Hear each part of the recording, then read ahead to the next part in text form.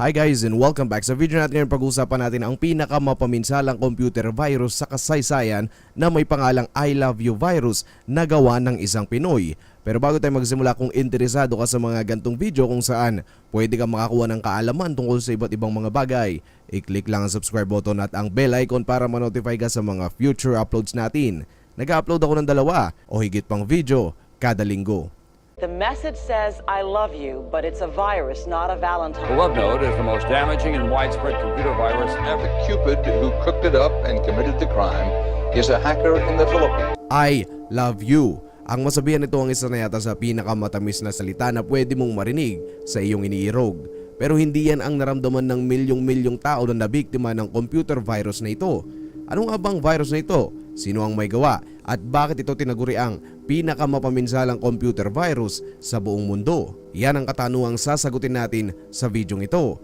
Isang araw, may isang dalawang magkaibigan na may pangalang Rayonel Ramones at Onel de Guzman. Silang dalawa noon ay nag-aaral sa kolehiyo ng AMA Computer College. Tipikal na nag-aaral ang dalawa na may pangarap na makatapos. Sa kolehiyo, may mga tinatawag tayong thesis kung saan magpo-propose ka ng paksa na siyang i-discuss mo sa masasabi ko na parang mga hurado at sa report na ito ibabase ang iyong grado. At doon sa kanyang thesis ay nag-propose siya ng kung tawagin ay Trojan virus na may ibig sabihing nagpapanggap na isang legitimate software na kung sakali man naatakihin ka nito ay masisira o mananakaw ang iyong mga private data. Kabilang narito ang mga nakasave na password sa iyong computer. Pero hindi naakit ni Onel ang mga guro sa AMA. Sino nga ba naman ang gustong tumanggap ng thesis tungkol sa computer virus? Ang nasabing proposal ay tinanggihan ng paaralan at sa huling taon ng kanyang pag-aaral, si Onel de Guzman ay nag-drop out sa nasabing eskwelahan. Ngayon dito sa time frame na ito sinasabing nabuo ang structure ng isang virus, ang worm virus na may pangalang I Love You virus o mas kilala sa tawag na love bug o love letter. Ang computer virus na ito ay hindi lang umatake sa Pilipinas. Ito ay lubos na kumalat sa buong mundo at ang date of outbreak niya ay noong May 5 taong 2000. Ang nasabing virus ay naka-attach sa isang email na may pangalang Love Letter for You. Sino ba naman ang hindi matatakam na basahin ito lalo na't may nagsabing mahal kita? Pero kung mapapansin nyo, may .vps sa dulo na siyang pwedeng ikaduda nyo kung ito ba ay lehitimong liham.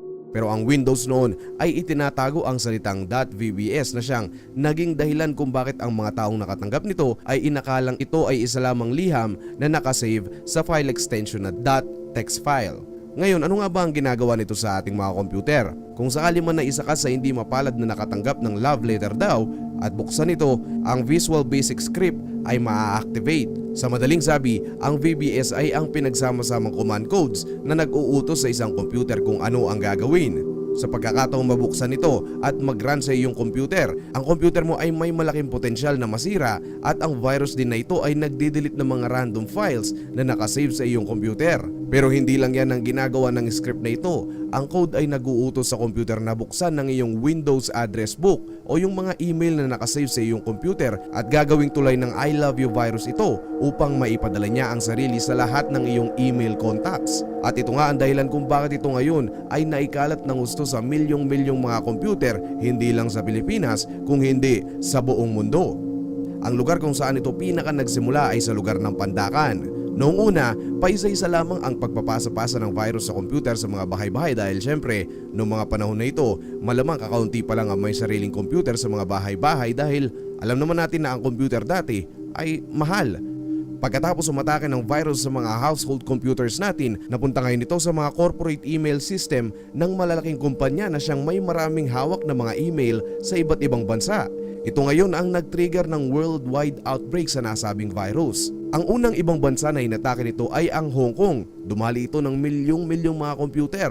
Pagkatapos nito ay sa Europe at mabilis na nakaabot sa United States. At ang nasabing computer virus outbreak ay nagresulta ng halos 10 bilyong dolyar in damages sa buong mundo. At ang numerong iyan ay ang initial damage pa lamang. Iba pa ang pagpapatigil at pagbubura sa nasabing virus na nagkakahalaga ng humigit kumulang $15 billion. At ito lahat ay sa loob lamang ng 10 araw mula nung nailabas ang virus. Base sa mga nakatala, ito ay nakaapekto sa halos 60 million na mga computers na sinasabing 10% ng kabuuang computer na nakakonek sa internet noong araw. Ang pagtanggal nito ay hindi naging madali para sa United States. Para hindi ito makapasok sa main system ng Pentagon at CIA, nag-decide sila na pansamantalang isara ang lahat ng kanilang emailing system habang patuloy ang pag-aasik ng lagim ng nasabing virus. At noong mga pagkakataon na iyon nga, ang nasabing I love you virus na gawa ng isang Pinoy ang pinakamapaminsalang computer virus sa buong mundo. At hindi lang dyan nagtatapos ang legacy ng virus na ito. Well, marami nagsasabi na ito daw ang naging inspirasyon sa kanta ng isa sa pinakasikat at laging nasa local top 10 Billboard list noon, ang bandang Pet Shop Boys. Sila ay nakapagbenta ng milyong-milyong records sa buong mundo at may hawak din ng most successful duo in United Kingdom music history sa London base sa Guinness Book of Records. Ginawa nila ito ng kanta na may pamagat na Email. At ito nga daw ay base sa kumalat na computer virus na gawa ng infamous Onel de Guzman ng Pilipinas. Hindi ko lang ma-play ang kanta dahil baka makopyright, pero war not my friend, magbibigay ako ng kaunting lyrics para sa inyo. Hindi ako singer pero ayun, sabi nila sa kanilang kanta, send me an email that says I love you. Send me an email that says I love you. Pagpasensyado na ako pero nasira ko yung pangalan ng magandang kanta. Mag-iiwan na nga lang ako ng link sa description upang inyong mapakinggan at mabisita ang kanta. Ano ba yan? At mabalik tayo ngayon. Ngayon nagkaroon na tayo ng kaalaman tungkol sa nasabing virus, kung paano ito kumalat, kung anong mga bansa ang naapektuhan at kung paano ito ginawa. Ano kaya ang nangyari kay Onel de Guzman at sa kanyang kaibigan? Well, noong mga pagkakataon na kumalat ang virus, ang kanilang ISP o Internet Service Provider ay ang Sky Internet. At ang nasabing ISP ay dinumog ng iba't ibang mga tawag na galing sa mga European computer users. Sa tingin ko nadamay sila sa issue dahil syempre ang Sky Cable ang ginamit na ISP ni Onel upang ipakalat ang ginawa niyang virus. Gumawa sila ngayon ng parang task force na pinamumunuan ni Darwin Bawasanta. Ito ay upang mag-imbestiga at doon lumutang ang pangalan ng dalawang tao, ito nga si Rionel Romanes at si Onel de Guzman. Natuntun ngayon nila ang apartment na tinitirhan ni Rionel at ni Onel de Guzman.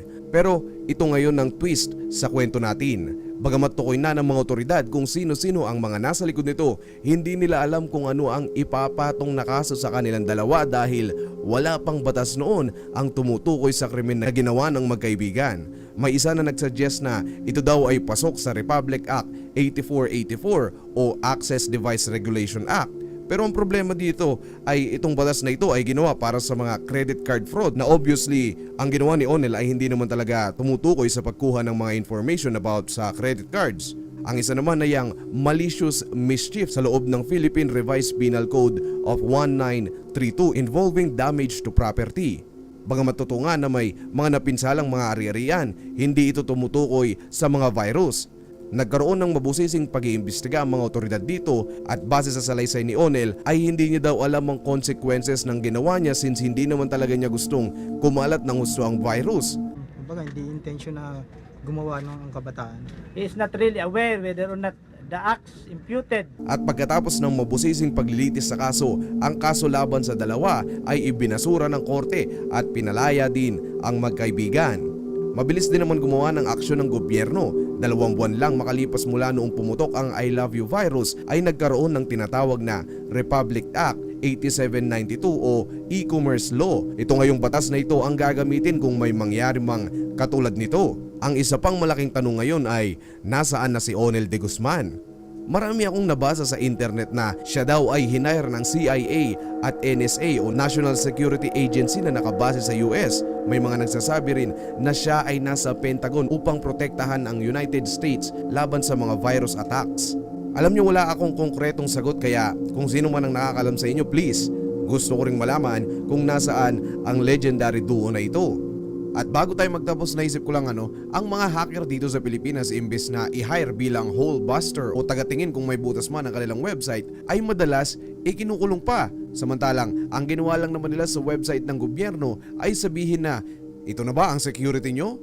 Napakadali namang i-hack tapos sa dulo ilalagay nila ang kanilang quote-unquote hacking world code name. Halimbawa, Boss Killa has hacked your website, etc. Parang ganun. Alam nyo sa mundo ng hacking mayroon tayong tinatawag na black, gray at white hat.